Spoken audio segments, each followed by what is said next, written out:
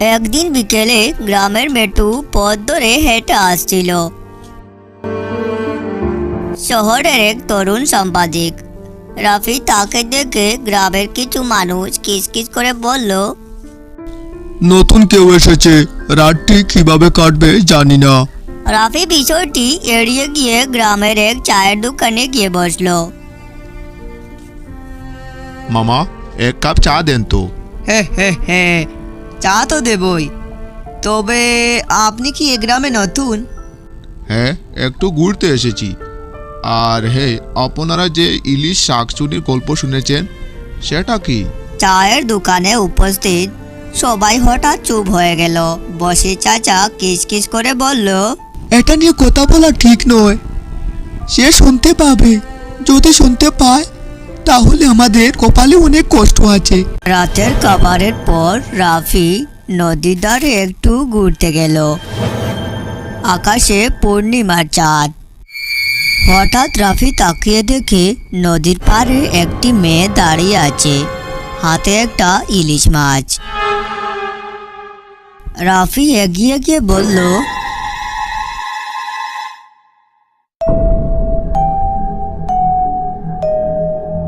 আপনি কে? এখানে একা বসে আছেন কেন? মেয়েটি মিষ্টি হেসে বলল, আমি নদীর মেয়ে। নদী ডাকলে আমি তার কাছে আসি। ইলিশ মাছ আপনি ভালোবাসেন? আপনি এখানে কিভাবে এলেন? আর ইলিশ মাছ তো আমি বেশ পছন্দ করি। মেয়েটি উঠে দাঁড়ালো, কিন্তু তার পায়ে ছায়া নেই। রাফি চমকে গেল।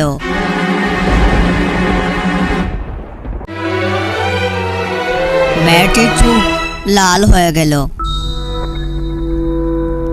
তার মিষ্টি হাসি বদলে গেল, ভয়ঙ্কর হাসি নিয়ে আসলো।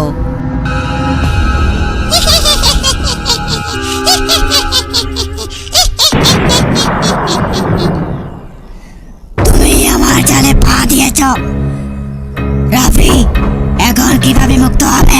রাফি দৌড়াতে শুরু করলো। তার পিছনে মেয়েটি আওয়াজ দিয়ে হেসে উঠল।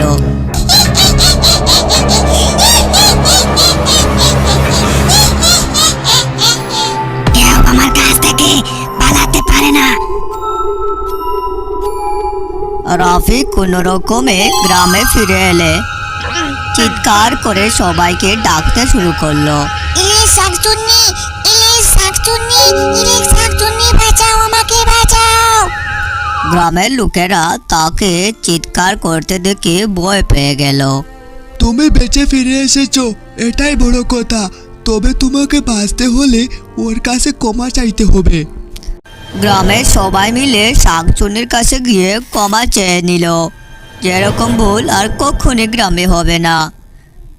তাদের কথা শুনে শাকচুন্নি তাদেরকে ক্ষমা করে দিল। তো বন্ধুরা, এই ভিডিওটি তোমাদের কাছে কেমন লেগেছে?